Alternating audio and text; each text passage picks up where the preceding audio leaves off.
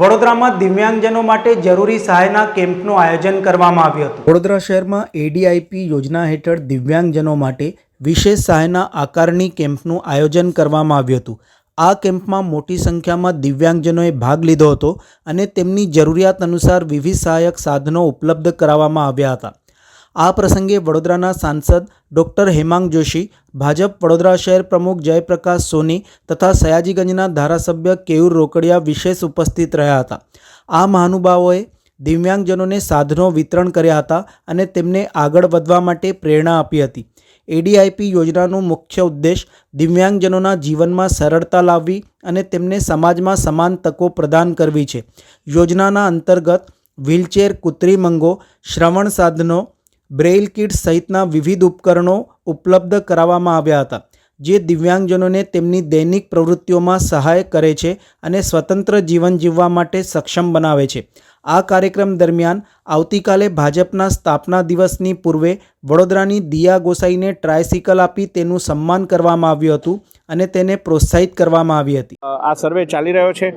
સર્વેની અંદર જે પ્રકારે દિવ્યાંગોના પણ કોઈ પ્રતિભાવ આવે છે એ પ્રકારે આપણે એમાં સુધારો પણ કરીએ છીએ।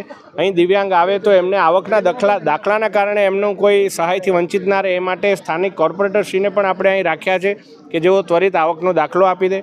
એમને ચા પાણી નાસ્તાની સુવિધા પણ રાખી છે અને દિવ્યાંગને ખૂબ જ સુદૃઢ રીતે તમામ સહાય મળે ને એમનું અસેસમેન્ટ વ્યવસ્થિત થાય એ બાબતની ચિંતા અહીં ખૂબ સારી રીતે કરવામાં આવી છે। ત્યારે સમગ્ર કેન્દ્ર સરકારના આપણા કેન્દ્રીય મંત્રીશ્રી અને માનનીય વડાપ્રધાનશ્રીનો હું ખૂબ ખૂબ આભાર માનું છું।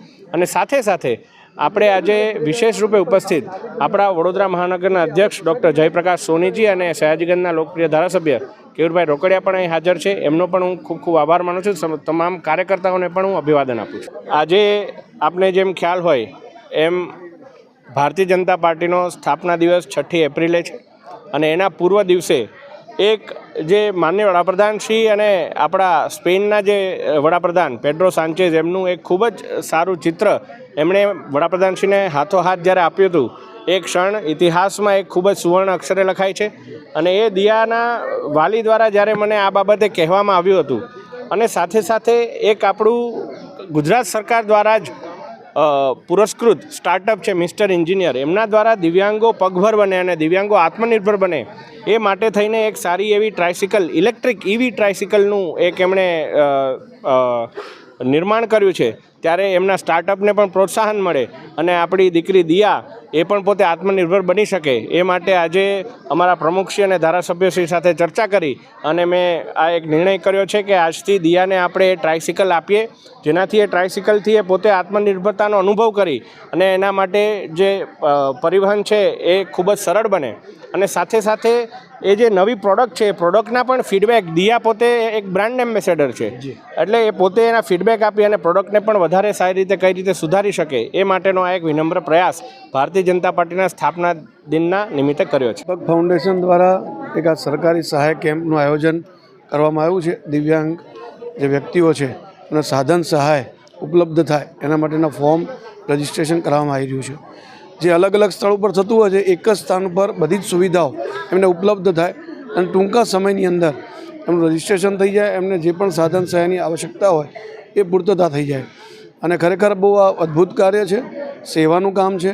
એટલે આવા કેમ્પો સમય પર થવા જ જોઈએ અને જે દિવ્યાંગ વ્યક્તિઓ છે ખરેખર એમને ભગવાને દિવ્ય શક્તિઓ આપેલી છે, એમને સરકાર અને સમાજ કોઈને કોઈ સ્વરૂપમાં સહાય કરે એ પ્રકારે આગળ આવવું જોઈએ। સામાજિક ન્યાય અધિકારીતા વિભાગ, ભારત સરકાર તથા ગુજરાત રાજ્ય અને ભારત કૃત્રિમ અંગ નિર્માણ કંપની એટલે એલિમ્કો આના સંયુક્ત ઉપક્રમે આજે એક દિવ્યાંગજનો માટે એસેસમેન્ટ કેમ્પ, એટલે કે જે વ્યક્તિ દિવ્યાંગ છે એને કઈ સાધન મર્યાદા એટલે 40%થી વધુ જે દિવ્યાંગ છે એ વ્યક્તિને કઈ સાધન મળવાપાત્ર છે એના વિષયને લઈને આ એસેસમેન્ટ કેમ્પનું આયોજન કરવામાં આવ્યું છે।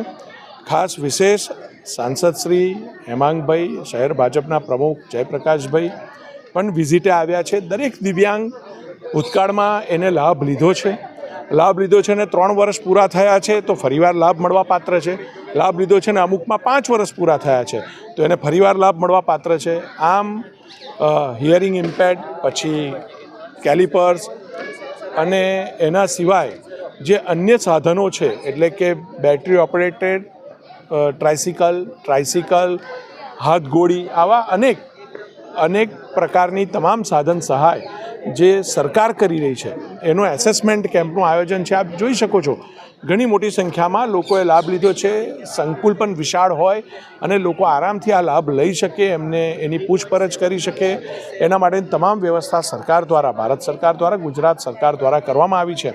અને આનાથી જે માનનીય વડાપ્રધાન નરેન્દ્રભાઈ મોદીએ સપનું સેવ્યું છે કે દરેક દિવ્યાંગ એ પોતાના દિવ્યાંગતાને બાજુમાં મૂકીને આર્થિક રીતે પગભર બને એ દિશાની અંદર આ પગભર કરવા માટે એમનો એસેસમેન્ટ કેમ્પ કરીને એમને સમાજ જોડે સીધું જોડવાનું કામ જ્યારે સરકાર કરી રહી છે ત્યારે ખરા અર્થની અંદર અભિનંદન નથી આપતો, પરંતુ આભાર વ્યક્ત કરી છે કે દરેક વ્યક્તિની ચિંતા એ સરકાર, ભારત સરકાર હોય કે ગુજરાતની સરકાર હોય, એ કરી રહી છે.